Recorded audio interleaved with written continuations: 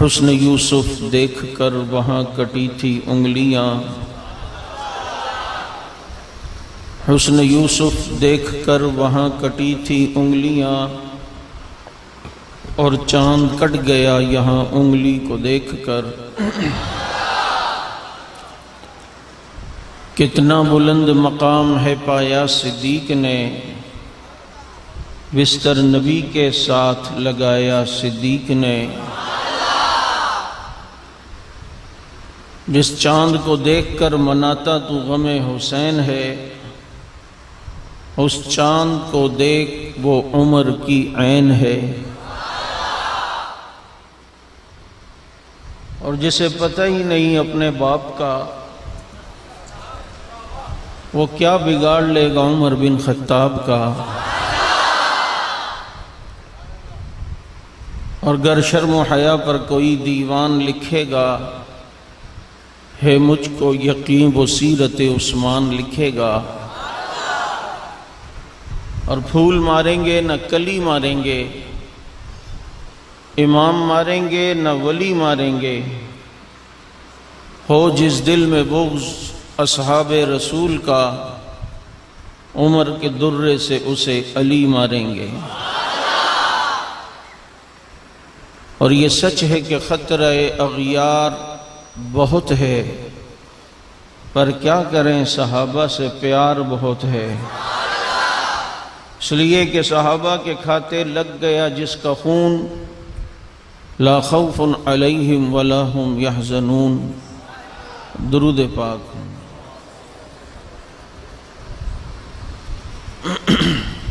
اللہ کے نبی نے اہل بیت کی مثال دی کشتی نوح سے کہ میرے اہل بیت کی مثال نوح علیہ السلام کی کشتی کی طرح ہے،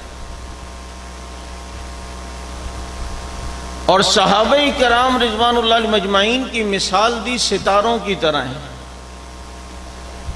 اب آپ کو پتہ ہے کہ آج تک جو کشتی کا لمبا سفر کرتے ہیں وہ کسی ستارے کا تعین کر کے پھر اس رخ پہ کشتی کو چلاتے ہیں، اپنی منزل پہ پہنچتے ہیں۔ اب جو صرف کشتی کو مانے اور ستاروں کو نہیں تو وہ بھی منزل پہ نہیں پہنچے گا، اور صرف ستارے کو دیکھے اور کشتی میں نہ بیٹھے تو وہ بھی منزل پہ نہیں پہنچے گا۔ منزل پہ کون پہنچے گا کہ جو کشتی پہ بیٹھ کر ستاروں کو فالو کرے۔ تو جیسے یہ کشتی کنارے پہ پہنچتی اور منزل پہ پہنچتی ہے، تیری زندگی کی کشتی بھی انشاءاللہ منزل پہ پہنچے گی۔ ابھی یہ موضوع نہیں، ورنہ میں یہ کشتی اور ستاروں کے عنوان پر آپ حضرات کے سامنے بات کرتا۔ میرے دوستو، آج آپ کے اس جلسے میں جہاں حضرت عمر رضی اللہ تعالیٰ عنہ کی بات ہو رہی ہے، وہیں پر حضرت حسین رضی اللہ تعالیٰ عنہ کی بات ہو رہی ہے، اور یہی اصل اتحاد کی دعوت ہے، اور یہی اصل وحدت امت ہے۔ اب ایک طبقہ اگر کوئی صحابہ کرام کو سائڈ پہ رکھے اور کہے جی ایک طبقے کو مانتے ایک کو نہیں، تو مجھے بتاؤ وہ وحدت میں مخلص ہو سکتا ہے؟ وہ اتحاد میں مخلص ہو سکتا ہے؟ وہ تجھے دھوکہ دے رہا ہے، وہ تجھے لولی پاپ دے رہا ہے، تجھے اتحاد کا چورن کھلا رہا ہے، لیکن اتحاد کا الف بھی اس کے پاس نہیں ہے۔ اتحاد اس کے پاس ہوگا جس کے پاس الف سے لے کر یا تک کی پوری یہ تختی ہو کہ الف سے مراد ابو بکر ہے، علی پھر آخر میں یا ہے۔ یہ جیسے قرآن کریم کو سمجھنے سے پہلے الف سے یا کی تختی کو سمجھنا پڑتا ہے، ایسے ہی اسلام کو سمجھنے سے پہلے خلفائے راشدین کی تختی کو پڑھنا پڑتا ہے۔ ہمارے پاس الحمدللہ بات صحابہ کی بھی ہوتی ہے، بات اہل بیت کی بھی ہوتی ہے، لیکن اس میں بھی ایک چیز کی وضاحت کرتا جاؤں کہ اہل بیت وہ ہیں کون؟ تو اہل بیت میں سب سے پہلے بیویاں شامل ہیں۔ اب اگر کوئی یہ کہے کہ جناب بیویاں اہل بیت میں نہیں، تو اس کو کہیں لگتا ہے تو چھٹی والے دن پیدا ہوا ہے، تیرے اندر عقل نام کی کوئی چیز نہیں۔ اہلیہ کہتے ہی بیوی کو ہیں، اہلیہ کہتے ہی بیوی کو ہیں۔ میرے پیغمبر جب احد میں گئے تو قرآن نے اس کا نقشہ بیان کرتے ہوئے کہا وَإِذْ غَدَوْتَ مِنْ أَهْلِكَ तुबव्विउल मुमिनीन मक़ाइद लिलक़िताल वइज़ ग़दौता मिन अहलिका। ये अपने अहल से नबी निकले, अब अपनी बीवी के घर से गए थे ना, तो यहां कुरान ने अहल कहा तो बीवी को कहा। पता चलता है अहले बैत में सबसे पहले बीवी शामिल होती है, फिर उसके बाद दूसरे होते हैं।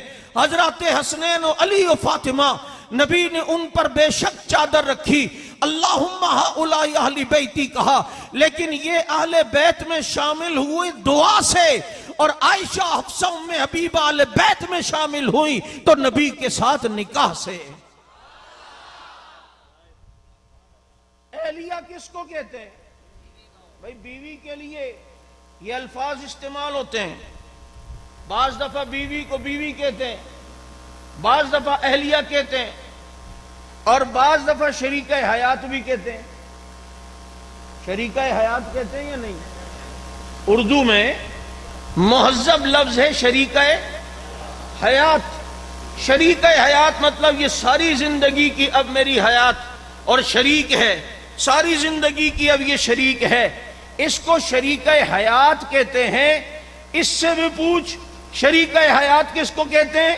कहते हैं बीवी को। वो लखनऊ वाले से पूछ तेरी मुहज्जब उर्दू में बीवी को क्या कहते हैं? कहते हैं जी शरीका हयात।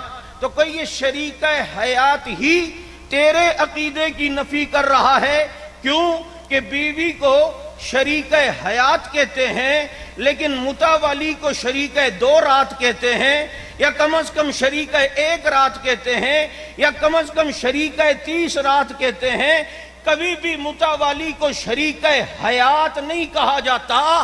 तेरा ये शरीका हयात का लफ्ज ही बता रहा है कि तूने जो टेम्परेरी चीजें सामने शर्त के शामिल करने की कोशिश की है, ये इस चीज की नफी कीर्ति है, क्योंकि बीवी को शरीका हयात कहते हैं, कोई भी शरीका 2 रात नहीं कहता है। ये तो मैंने एक चुटकुला आपको दिया, क्योंकि वो दूसरे वाले उनके मामले में जो मुहर्रम में भी हो जाता है, वो अलग बात है कि निकाह मुहर्रम में हराम है, मुता जायज है, यानी इंफिरा ठीक है लेकिन ब्लूटूथ ठीक नहीं। समझ आ गई? यानी कि डेटा के जरिए नेट नहीं चला सकते लेकिन वाईफाई के जरिए चला सकते हैं। तो भाई ये शरीका हयात ये लफ्ज बता रहा है कि ये जो तूने एक नया ड्रामा निकाला है, इसकी इस्लाम में कोई भी गुंजाइश है? बोलो, कोई भी गुंजाइश नहीं है। और बल्कि इस्लाम छोड़ो, किसी भी गैरत के जिसके अंदर हो उसके लिए भी ये चीज कभी किसी सूरत गवारा नहीं है कि वो इस तरीके से करे जिस तरह तूने करके दिखाया है। और ये सारी लानत अगर के ऊपर पड़ रही है तो खुदा की कसम से बुग़्ज़ सहाबा की वजह से। तो बीवी को मैंने कहा अहलिया, तो असल अहले बैत में सबसे पहले कौन शामिल है? हाँ, मैं तुम्हें ये बात बतला दूं कि हम अल्हम्दुलिल्लाह अहले बैत से भी दीन लेते हैं, यानी नबी की बीवियों से, हजरत अली, फातिमा, हसन, हुसैन से जो रिवायतें हैं उनसे भी मिलते हैं। हजरत हसन से 6 रिवायतें हैं हम लेते हैं, हमारी हदीस की किताबों में है।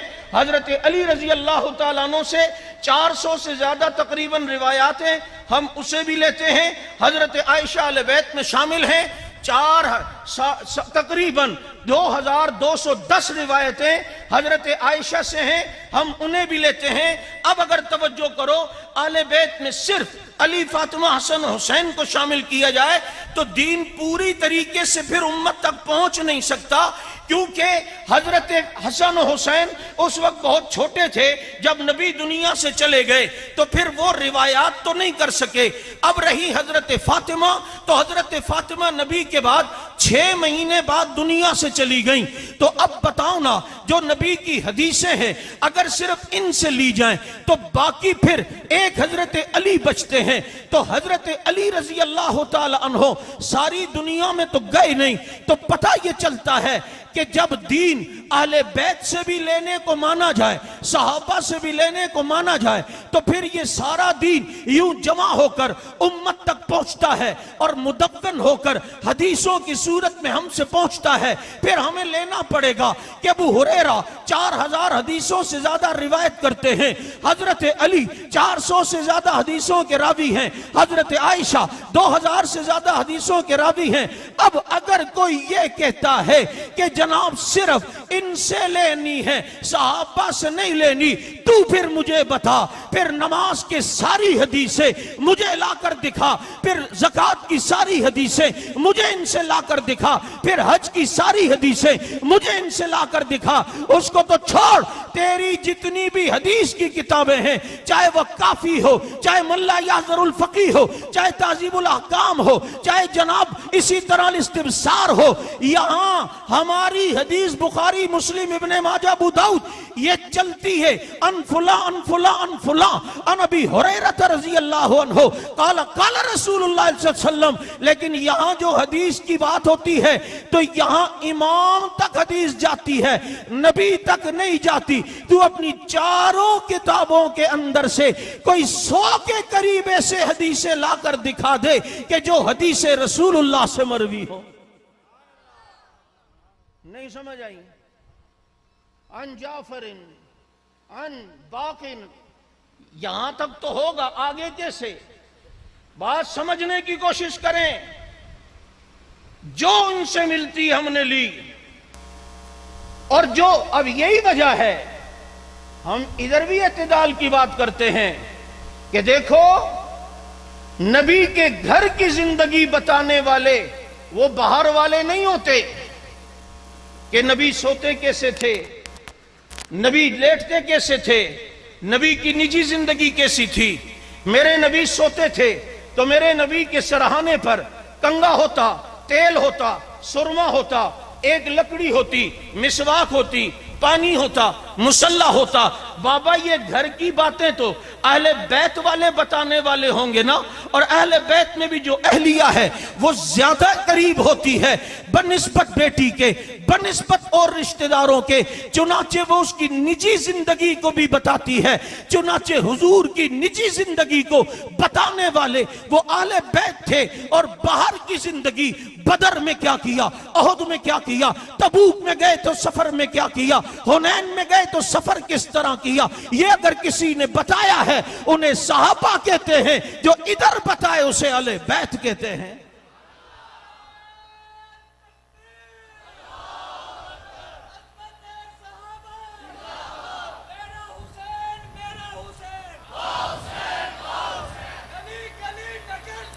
اس لیے یاد رکھو, کسی سے بحث نہیں, اس سے جب بات ہو اس کو ذرا سا دماغ سے سوچ. اگر 2-3 حضرات سے روایات لیں تو 2 تو اس وقت چھوٹے تھے, بیٹی دنیا سے نبی کے جانے کے 6 مہینے بعد چلی گئی, تو یہ ساری دنیا میں روایتیں جو نبی کی پہنچی ہیں ایک شخص نے تو نہیں پہنچائی, یہ پہنچانے والے تو صحابہ بھی تھے نا, ماننا پڑے گا یا نہیں؟ اور دوسری بات کہ آج اگر کوئی غیر مسلم اسلام میں آنا چاہے اور خدا نہ خواستہ ان کا لٹریچر پڑھتا ہے تو اس لٹریچر میں کیا ہوگا؟ ساری فضیلتیں اپنے گھر والوں کو نبی نے دیں, حسن کے یہ فضائل, حسین کے یہ فضائل, علی کے یہ, فاطمہ کے یہ, جو فضائل ان کے ہیں وہ ہیں. اب یہاں پر کوئی ناظم ہو, کوئی M P A M N O ہو, یہاں خدا نہ خواستہ کوئی سیلاب آ جائے, زلزلہ ہے, آفت ہے, اسے باہر سے امداد ملے, وہ سارے اپنے اپنے رشتہ داروں کو دے, باہر والوں کو نہیں, تو لوگوں کا تاثر کیا اچھا ہوتا ہے؟ لوگوں کے کمنٹس کیا اچھے ہوتے ہیں؟ وہ کہتے ہیں یار الیکشن میں نعرے ہم نے لگائے تھے, مارے ہم نے کھائی تھیں, تکلیفیں ہم نے برداشت کی, اب یہ فنڈ آیا, یہ صرف اپنوں کو, یہ چیز اخلاق کے بھی خلاف ہوتی ہے. اب اگر کوئی غیر مسلم خدا نہ خواستہ ان کا لٹریچر پڑھے تو وہ سارے فضائل نبی کے گھر میں تقسیم نظر آتے ہیں. اگلا سوچے گا قربانیاں تو باہر والوں نے بھی دی, مارے تو بلال نے بھی کھائی تھی, اپنا گھر تو ابو بکر نے بھی چھوڑا تھا, اپنا مکہ تو عمر نے بھی چھوڑا تھا, اپنا سب کچھ قربان کر کے خالد ابن ولید قدموں میں آئے تھے, یعنی ان کی کوئی فضیلت نہیں ہے. لیکن جب وہ آل و سنت کا مسلمانوں کا لٹریچر پڑھے گا وہ دیکھے گا نبی نے اگر فضیلت بتاتے ہوئے کہا تھا کہ حسین اور حسن یہ حسن و حسین یہ جنت کے نوجوانوں کے سردار ہیں، تو اسے یہ بھی نظر آئے گا کہ نبی علیہ السلام نے فرمایا ابو بکر و عمر یہ جنت کے بوڑھوں کے سردار ہیں۔ اگر اسے نظر آئے گا کہ نبی نے علی کا خط تھا اور علی کی فضیلت بیان کرتے ہوئے فرمایا تھا علی تیرا گھر جنت میں میرے گھر کے سامنے ہوگا، تو وہی یہ نبی حبشے کے بلال کی فضیلت بھی بیان کرتے ہوئے کہتے ہیں بلال میں جنت میں جا رہا ہوں گا، میرے اونٹ کی مہار تو نے پکڑی ہوئی ہوگی۔ اگر یہ نبی جہاں فاطمہ کا ذکر کر کے ان کی فضیلت بتاتے ہوئے کہتے ہیں الفاطمۃ بدعۃ منی، فاطمہ میرے جگر کا ٹکڑا ہے، وہاں یہ نبی باہر کی بھی عورتوں کی فضیلت بتا رہے ہیں۔ یہ آل و سنت کا لٹریچر پڑھے گا اسے سمجھ میں آئے گا نبی نے فضیلتیں صرف گھر میں نہیں بتائی ہیں بلکہ فضیلت گھر والوں کی بھی بتائی ہے، باہر والوں کی بھی بتائی ہے۔ یہ دو چیزیں میں نے آپ کو بتائیں، یہ یاد رہیں گی؟ اب سنیے، اصل میں شریعت کا اصل چہرہ مسخ کرنے کی کوشش ہو رہی ہے، لیکن یہ مسخ نہیں ہو سکتا، اور اس کے لیے بنیاد وہ چونکہ حضرات صحابہ کرام ہیں ان کو تان و تشنیع کا نشانہ بنایا جاتا ہے۔ آج جو چکا دیکھو اٹھتا ہے سوشل میڈیا پر، جسے گھر میں ماں نہیں پہچانتی وہ بھی اعتراض کرتا ہے حضرت عمر پہ، اعتراض کر رہا ابو بکر صدیق پر۔ تم دیکھو نا جو اٹھتا ہے، تمہارے یہ جہلم کا ایک جہنمی ہے انجینئر جس کو کہتے ہو، حالانکہ پلمبر ہے، اسے انجینئر کہنا ایسے ہی جیسے ختنہ کرنے والے کو کوئی سرجن کہے، جو ایک منٹ کے لیے الحمدللہ ہمارے سامنے نہیں بیٹھ سکتا۔ 4-5 سال سے ہمارا چیلنج چل رہا ہے، کوئی خیب اسے تیار کر کے لائے، پھر بتائیں گے کھوتی دیا تیرے اندر کتنا تپڑ ہے، آ تو صحیح دل جلوں کو پڑا فلک سے کام نہیں، جلا کے راکھ نہ کر دیں صحابہ کے غلام نہیں۔ پلٹ کے دیکھو ظالم تمنا ہم بھی رکھتے ہیں، اگر تو سنگ مرمر ہے تو پتھر ہم بھی رکھتے ہیں۔ کیا ہوا حضرت حیدری اگر دنیا سے چلے گئے؟ حیدری کے روحانی اولاد آج بھی موجود ہے، کوئی آئے تو صحیح حضرات صحابہ کرام کے مسئلے پر انشاءاللہ العزیز اتھے ہی باڑ دے مانگا جتھو نکلے ایسی۔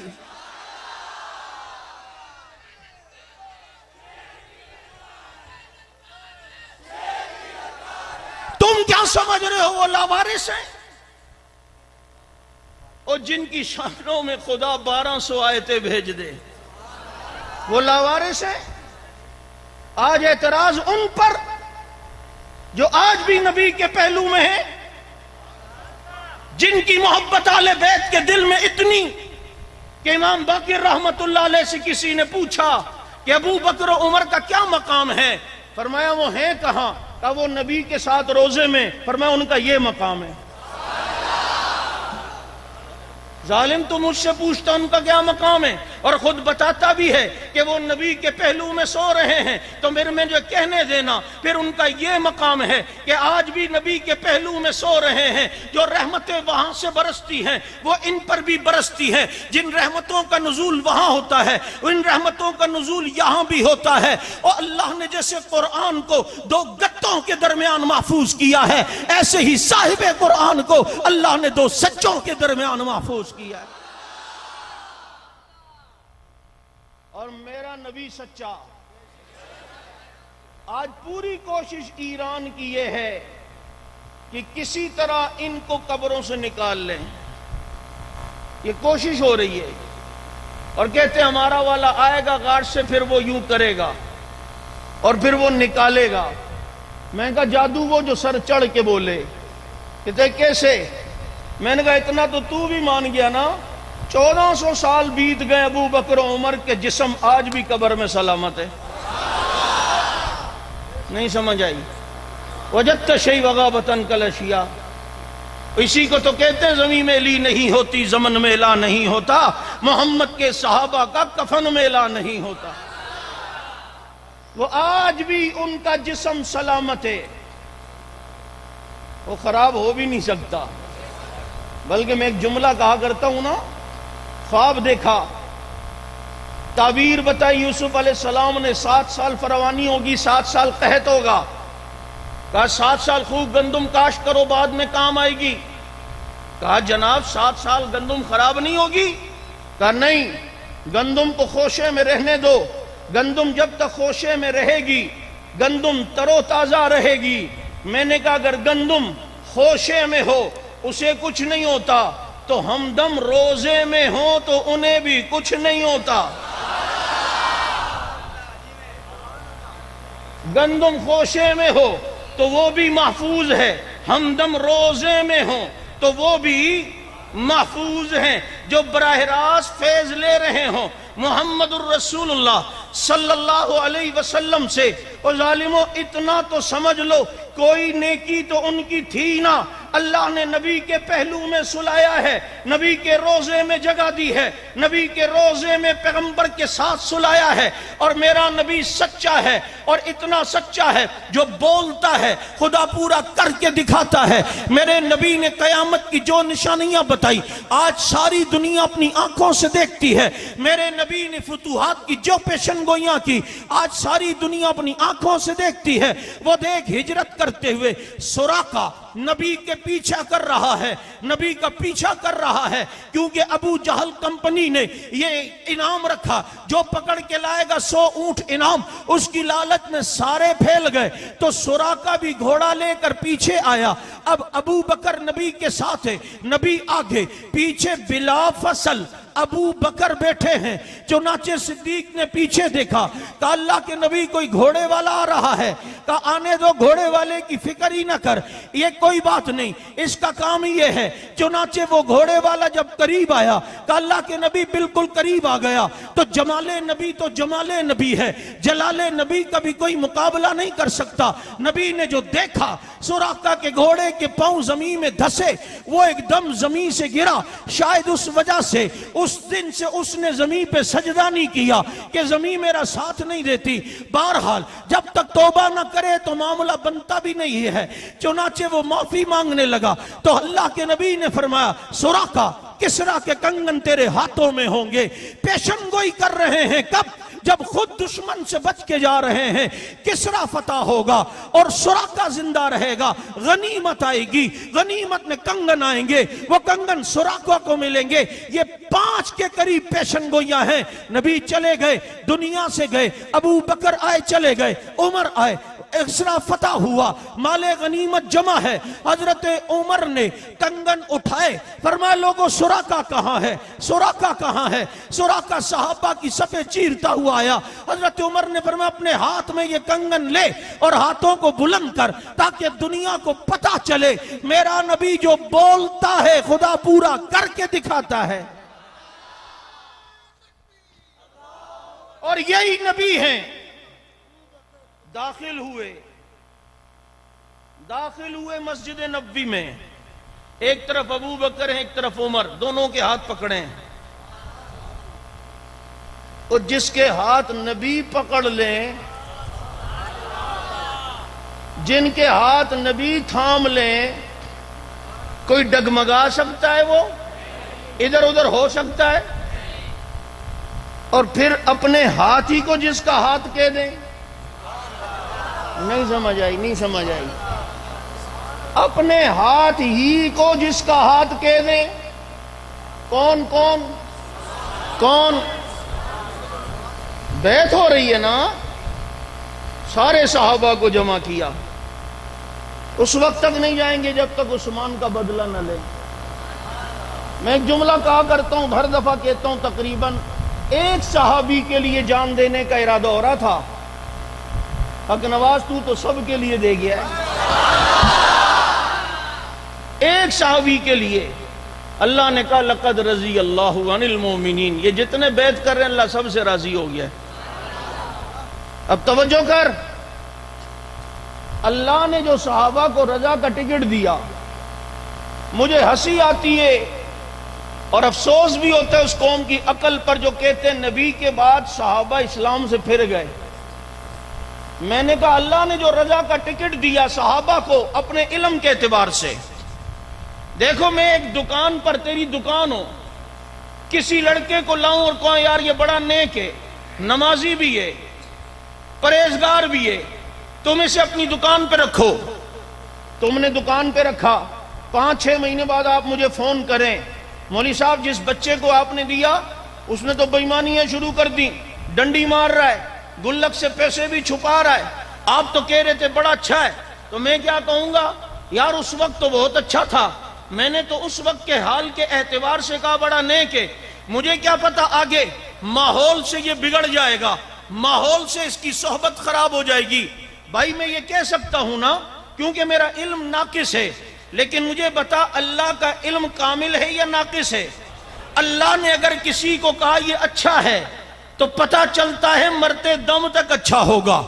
اللہ نے کسی کو کہا کہ یہ میں اس سے راضی ہوں تو اب یہ مرتے دم تک اللہ اس سے راضی رہے گا، کیونکہ اب ایسا تو نہیں ہے کہ ابھی اللہ نے کہا میں ان سے راضی ہوں، اے نبی یہ تیرے صحابہ ہیں، یہ بہت اچھے ہیں، اولئک هم المؤمنون یہ سارے مومن ہیں، اولئک هم الفائزون یہ سارے کامیاب ہیں۔ ادھر تو اس وقت کہہ دیا، نبی کے بعد نعوذ باللہ صحابہ گمراہ ہو گئے۔ اللہ کہیں جی مجھے کیا پتا تھا آگے بگڑ جائیں گے، اس وقت تو اچھے تھے، بڑے نبی کے ہاتھ پر بیعت کر رہے تھے، تو میں نے کہا میں ان سے راضی ہو گیا۔ کیا اللہ کا علم ایسا ہے کیا؟ نعوذ باللہ، نہیں نہیں نہیں، اللہ کو ان کا حال بھی پتا ہے، اللہ کو ان کا مستقبل بھی پتا ہے، اللہ کو پتا ہے آج میں نے ان کے ساتھ رضا کا اعلان کیا ہے، اب یہ مرتے دم تک کام ایسے کریں گے جس سے ان کا رب راضی ہو۔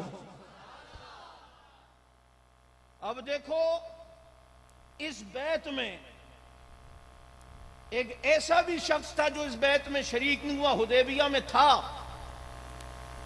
لیکن اللہ کو پتا تھا اس نے آگے گمراہ ہونا ہے اور خارجی فتنے کا سربراہ بننا ہے، چنانچہ وہ اس میں شریک نہیں ہو سکا اور وہ اس کا اونٹ کھو گیا، وہ اپنا اونٹ تلاش کرنے نکل گیا، وہ ادھر اونٹ تلاش کر رہا ہے اور صحابہ اللہ کی رضا تلاش کر رہے ہیں۔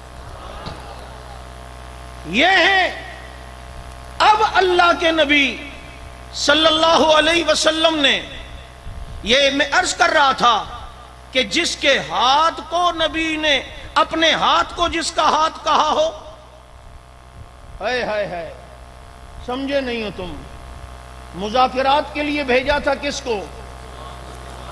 کس کو؟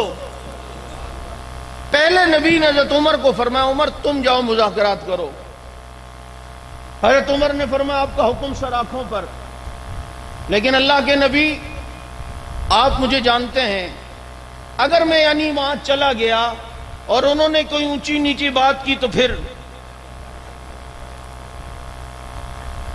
تو اس لیے میں سمجھتا ہوں قریش کے یہاں عثمان کی بڑی عزت بھی ہے، آپ انہیں بھیج دیں۔ نبی نے فرمایا ہاں یہ بات ٹھیک ہے، یہ مشورہ اچھا ہے، توجہ واقعات پڑھتے ہو سبق بھی لیا کرو۔ عمر کو کہا، حضرت عمر نے انتخاب کس کا کیا؟ عثمان کا، اور عثمان کا انتخاب جو عمر نے کیا تو تصدیق کس نے کی؟ اللہ کے نبی نے۔ عثمان عمر کا انتخاب ہو، اس پر مہر نبی کی ہوتی ہے۔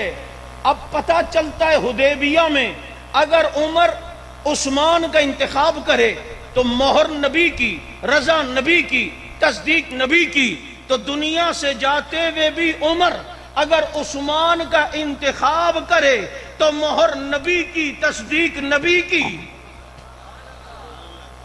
اس میں کون سی ایسی بات ہے؟ اب جب حضرت عثمان جا رہے ہیں تو وہاں پر حضرت عثمان نے ان کو کوئی دین کی بات کرنی تھی، نماز پڑھا کرو، کلمہ پڑھا کرو، یا سیاسی انداز کی بات کرنی تھی؟ بولو، سیاسی نقطہ نگاہ سے نبی نے تجویز کر کے عثمان کو بھیجا ہے نا کہ عثمان موضوع ہے۔ تو آج جو لکھتے ہیں عثمان بڑے نیکوکار تھے، تہجد گزار تھے، بڑے قرآن پڑھنے والے، لیکن سیاسی سمجھ بوجھ ان میں نہیں تھی۔ تجھے پتہ ہے سیاسی سمجھ بوجھ نہیں تھی؟ نبی اس معاملے پر انتخاب کرتے ہیں تو عثمان بن عفان کا کرتے ہیں۔ عثمان کی سیاست پہ کتنی گہری نظر ہوگی؟ گہری نظر تھی تو جبھی تو 12 سال کے عرصے میں 22 لاکھ مربع میل سے اسلام کو 44 لاکھ مربع میل تک پہنچایا ہے۔ کتنے؟ 44 لاکھ۔ 22 لاکھ مربع میل پر حضرت عمر رضی اللہ عنہ چھوڑ کر گئے، اور جب حضرت عثمان دنیا سے گئے تو اسلام کتنے؟ بولو 44 لاکھ۔ وہ الگ بات ہے کہ آخر میں ان بدبختوں نے سازش کی، ابن سبا کی نسل نے، اور ایک گراؤنڈ بنانے کی کوشش کی، اور وہی گراؤنڈ آج صحابہ کے خلاف بنایا جا رہا ہے، حالانکہ صحابہ پر اعتراض بنتا ہی نہیں ہے۔ بابا جن کے جنتی ہونے کا ٹکٹ رب نے دے دیا، اعتراض بنتا ہے؟ جن کے کامیاب ہونے کی بات رب نے کی، اعتراض بنتا ہے؟ صحابہ کے کسی عمل پر اعتراض ہو ہی نہیں سکتا۔ بات نقطے کی سمجھنا علمی، اس لیے کہ صحابی عمل کی وجہ سے نہیں بنتا، دیدار مصطفیٰ کی وجہ سے بنتا ہے۔ جب عمل کی وجہ سے صحابی بنتا ہی نہیں تو عمل پر اعتراض ہو سکتا ہے؟ اس کے صحابی ہونے میں کوئی فرق نہیں آئے گا۔ احد میں فجر کے بعد اسیرم مسلمان ہوئے، ظہر سے پہلے شہید ہو گئے، ایک نماز نہیں پڑھی، ایک روزہ نہیں رکھا، ایک حج نہیں کر سکے، کوئی قرآن نہیں پڑھ سکے، زکوٰۃ نہیں دے سکے، کوئی عمل نہیں کیا، نماز بھی نہیں پڑھی، لیکن آج ساری دنیا کے نمازی اسیرم کا مقابلہ کر سکتے ہیں؟ سارے دنیا کے روزے دار اسیرم کا مقابلہ کر سکتے ہیں؟ نہیں نا، کیونکہ بعد والوں نے نماز پڑھی، کسی نے روزہ رکھا، کسی نے صدقہ دیا، کسی نے قرآن دیکھا، کسی نے حج کرتے ہوئے بیت اللہ دیکھا، اسیرم نے چہرہ رسول اللہ دیکھا۔ تو عمل ایک نہیں کیا، لیکن جنتی ہیں یا نہیں؟ صحابی ہیں یا نہیں؟ پتہ چلتا ہے عمل کی وجہ سے صحابی نہیں بنتا، تو اعتراض بنتا ہی نہیں، جیسے انہوں نے بنانے کی کوشش کی۔ یہ باتیں میں اس لیے اس انداز میں کہہ رہا ہوں، ہم نے صرف جوشیلے بیان اور وہ سنے، دلائل کی تیاری ہمارے پاس نہیں۔ یہی وجہ ہے کہ جو ان بدبختوں کی جب ویڈیوز دیکھتے ہیں تو دل میں وسوسے آتے ہیں۔ مرزا انجینئر کتنوں کو گمراہ کر چکا ہے صحابہ کے مسئلے پہ، حالانکہ ہمیں پتہ ہوتا ہے وہ کہاں ڈنڈی مارتا ہے۔ حضرت معاویہ رضی اللہ عنہ کے مسئلے پہ یہ لوگ جو دھوکہ دیتے ہیں تو کہاں دیتے ہیں، کس کس طرح ہمیں پتہ ہو۔ مجھے کسی نے کہا دیکھو آپ کی تاریخ مدینہ دمشق میں ایک روایت ہے، میں اس کی سند میں نہیں جاتا، میں اس کے اعتراض کے جواب میں کہہ رہا ہوں کہ وہ روایت یہ کہ اللہ کے نبی جب جنت میں چلے جائیں گے سارے صحابہ بھی جنت میں چلے جائیں گے، لیکن معاویہ کو دیکھیں گے وہ جنت میں نہیں ہوگا۔ آپ کی سنیوں کی تاریخ مدینہ دمشق میں نے کہا پتر اتنا تو من گیا نا سارے صحابہ جنت میں، نہیں سمجھا یار، تم تھک گئے ہو ہے نا، کہتے سارے صحابہ جنت میں ہوں گے معاویہ نہیں ہوں گے، نبی دیکھیں گے۔ میں کہا صحابہ کو تو مان لیا نا جنت میں، معاویہ کو میں تیرے سے منواؤں گا۔ میں کہا کہاں جا رہا ہے؟ کہتے نماز پڑھنے۔ میں کہا کیوں؟ قرآن تو کہہ رہے لا تقربوا الصلاۃ، نماز کے لیے نہ جا۔ تو کہتا ہے مولوی صاحب قرآن نے آگے بھی تو کہا ہے وانتم سکارا، آگے والا کیوں چھپاتے ہو؟ تو میں کہا کھوتی دیا تو آگے لی گل کیوں چھپا رہے ہیں؟ جیسے کیا مطلب؟ میں نے کہا یہ ہاتھ تو ہٹا، آگے تو ہٹا، یہ انگلی ہٹا، یہ نیچے کی لائنیں بھی پڑھ تاریخ مدینہ دمشق میں کہ نبی دیکھیں گے معاویہ نہیں، فرمائیں گے معاویہ کہاں ہیں؟ 80 سال نبی معاویہ کا انتظار کریں گے، اتنے میں دیکھیں گے کہ معاویہ ایک زبرجد کی اونٹنی پہ آ رہے ہوں گے، فرمائیں گے معاویہ تو کہاں رہ گیا؟ 80 سال تو ادھر نہیں آیا۔ تو معاویہ کہیں گے اللہ کے نبی اللہ نے مجھے اپنے عرش کے سائے کے نیچے اللہ نے روک لیا تھا، युनाजीही फनुजाजी युनाजीनी फनुजी, वो मुझसे बातें कर रहा था, मैं रब से बातें कर रहा था, इसलिए आने में देर हो गई। मैंने कहा एतराज तू कुछ और बना रहा था, लेकिन आके देख तो मुआविया की फजीलत साबित हो रही है। अब देखो, पता नहीं मैंने यहां कहा है नहीं, मुझे किसी ने कहा, देखो हदीस में आता है या नहीं, नबी ने फरमाया मुआविया को मेरे मिंबर पे देखो तो कत्ल कर दो। मैं कहा जी बिल्कुल हदीस में आता है। कहते फिर तुम मुआविया को क्यों मानते हो? मैं कहा तू क्या समझ रहा है, मैं कोई सोशल मीडिया वाला बैठा हूं? मैं हक नवाज का रूहानी फर्जंद खड़ा हूं तेरे सामने। ये तू चाहे किसी और को बनाना, इधर नहीं। कहते देखो ना, आप खुद कहते हो। मैं कहा लेकिन बात सुन, नबी ने फरमाया अब्दुर्रहमान फिल जन्नह, अब्दुर्रहमान जन्नती है, और अब्दुर्रहमान ने हजरत अली को शहीद किया है। मुझे कहते हैं नहीं मौलवी साहब धोखा ना दो, जिस अब्दुर्रहमान को नबी ने जन्नती कहा वो अब्दुर्रहमान इब्न औफ है, और जिस अब्दुर्रहमान ने हजरत अली को शहीद किया वो अब्दुर्रहमान इब्न मुलजिम है। आप दो अब्दुर्रहमान को एक क्यों कर रहे हो? मैंने कहा अन्नी दिया, मुआविया बिन अबी सुफियान अलग है और मुआविया बिन याबू अलग है। जिस मुआविया के कत्ल का कहा था, उसने कहा था कि मैं मुसलमानों के नबी के मिंबर पे बैठकर पेशाब करूंगा, तो नबी ने फरमाया था जो मुआविया बिन याबू को देखे तो उसे कत्ल कर दो। जैसे अब्दुर्रहमान इब्न औफ अलग है, अब्दुर्रहमान इब्न मुलजिम अलग है, ऐसे ही मुआविया बिन याबू अलग है, मुआविया बिन अबी सुफियान अलग है। अब यूं धोखा, तो ये सिलसिला था। हजरत उस्मान के पास भी ये सवाई टोला आया वफ्द की सूरत में, जी हमें आप पर एतराज है। भाई क्या एतराज है? का एक एतराज तो ये है कि आप अपने रिश्तेदारों को बहुत देते हैं माल। तो कहा मैं खलीफा बनने के बाद तो नहीं देता, उससे पहले भी देता था, और रिश्तेदारों के साथ अच्छा सलूक करने का हुक्म तो नबी ने दिया है। और अगर मैं देता हूं तो कौन से बैतुल माल से देता हूं? मैं तो अपने जाती पैसों से देता हूं, तो इसमें एतराज क्या? मैं किसी को लाख दूं या करोड़ दूं? उन्होंने कहा हाँ बात समझ आ गई। एक दूसरा एतराज भी आप पर। का क्या? का एतराज ये है कि नबी ने मिना में 2 रकातें पढ़ी थी फर्ज, आपने मिना में 4 रकातें सुने पढ़ी हैं। हजरत उस्मान ने फरमाया नबी मदीना से आए थे मक्का, तो नबी मुसाफिर थे, और मेरी मक्का में एक शादी हुई है, चुनाचे वहां मेरा घर है तो मैं वहां मुकीम था। तो मुसाफिर के लिए फर्ज 2 होते हैं, मुकीम के लिए फर्ज 4 होते हैं। उनका हाँ बात तो ये भी समझ आ गई। का और कोई एतराज? का एक एतराज ये है कि आपने अब्दुल्ला इब्न अबी सराह रजी अल्लाह तआला अन्हु को अफ्रीका की लड़ाई में गनीमत का पूरा खुमुस दिया था, यानी पूरा 5वां हिस्सा आपने अब्दुल्ला इब्न अबी सराह को दिया है। तो हजरत मुआविया ने फरमाया तुम्हें शायद इसकी तफसील का, हजरत उस्मान ने फरमाया इसकी तफसील का नहीं पता। बात यह थी जब अफ्रीका की मुहिम पर अब्दुल्ला इब्न अबी सराह की सरबराही में जब ये लश्कर चला है, तो अब अफ्रीका के जो जर्नेल था, जो बादशाह था, उसने ऐलान किया जो मुसलमानों के अमीर अब्दुल्ला इब्न अबी सराह का सर कलम करके लाएगा, मैं बेटी का रिश्ता भी दूंगा, इतना इतना सोना भी दूंगा, इतनी इतनी ये चीजें भी दूंगा।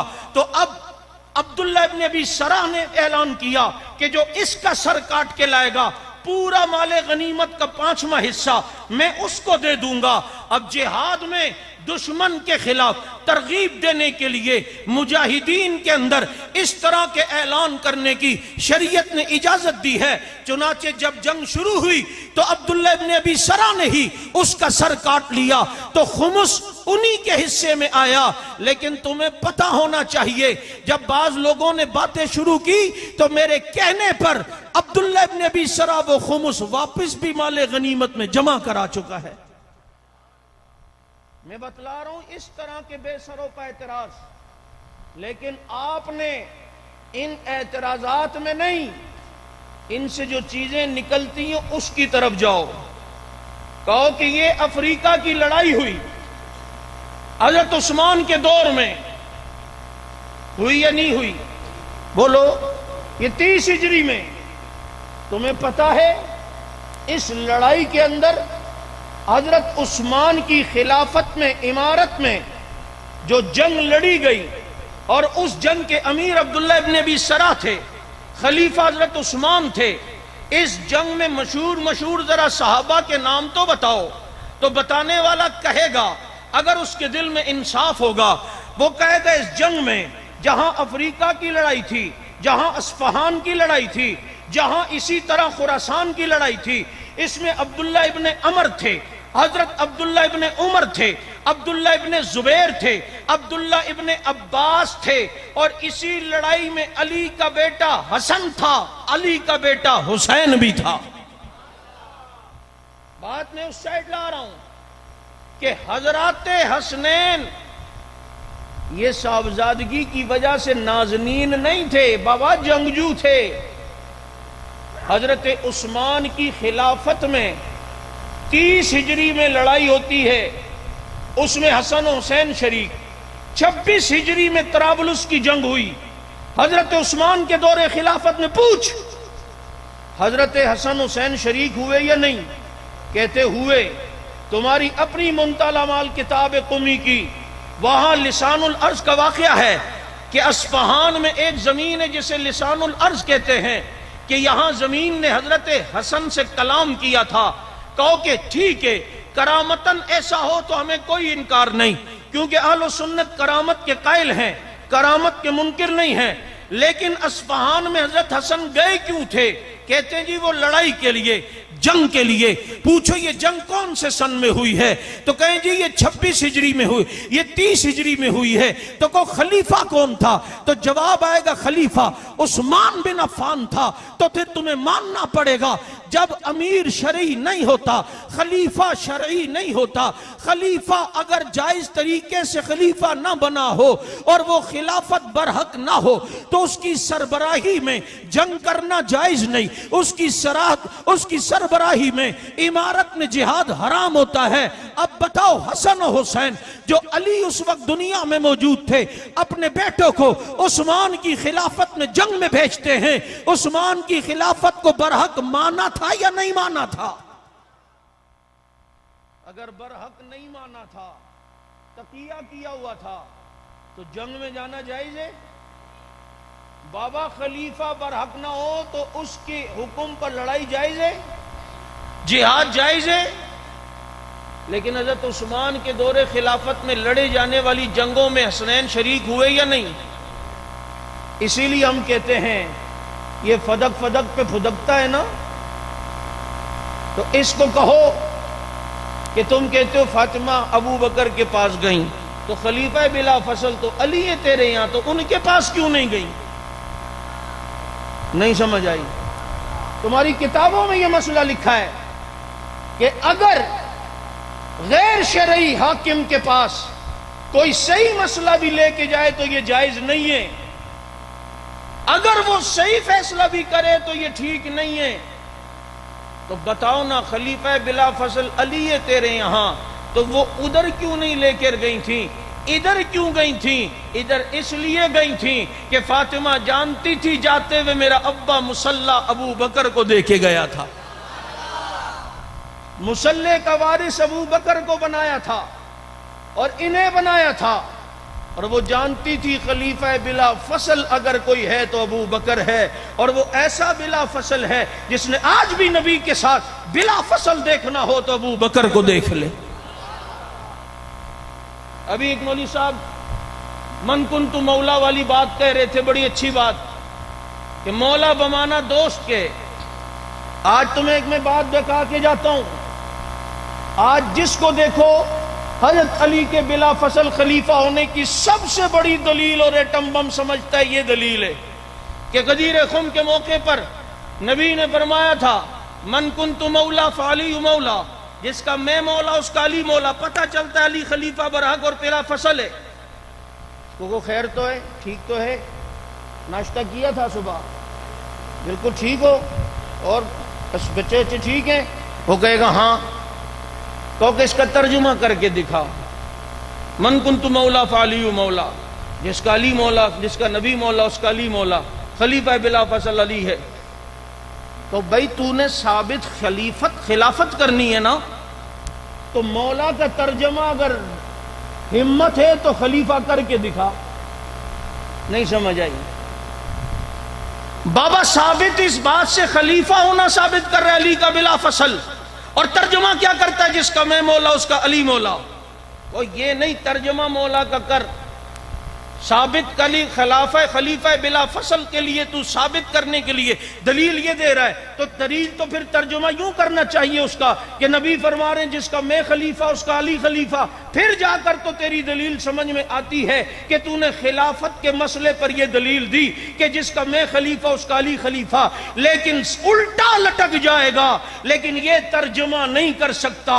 اسے کہے کہ ترجمہ یہ کر، تو نے ثابت خلافت کرنی ہے تو یہاں مولا کا ترجمہ خلیفہ کر کے دکھا. پھر اگر وہ کرے تو پھر اسے ماننا پڑے گا. اس سے یہ سوال پھر بنے گا کہ اسے سے پوچھنا پڑے گا کہ اگر یہاں مانا خلیفہ ہے مولا کا تو مطلب کیا ہوا؟ نبی فرما رہے جس کا میں خلیفہ اس کا علی خلیفہ. تو جناب سوال یہ ہے کہ نبی کس کے خلیفہ ہیں؟ علی تو چلو نبی کے خلیفہ ہیں، لیکن نبی کس کے خلیفہ ہیں؟ کیونکہ ترجمہ تو یوں بن رہا ہے کہ نبی فرماتے ہیں جس کا میں خلیفہ اس کا علی خلیفہ. تو بتانا نبی کس کے خلیفہ ہیں؟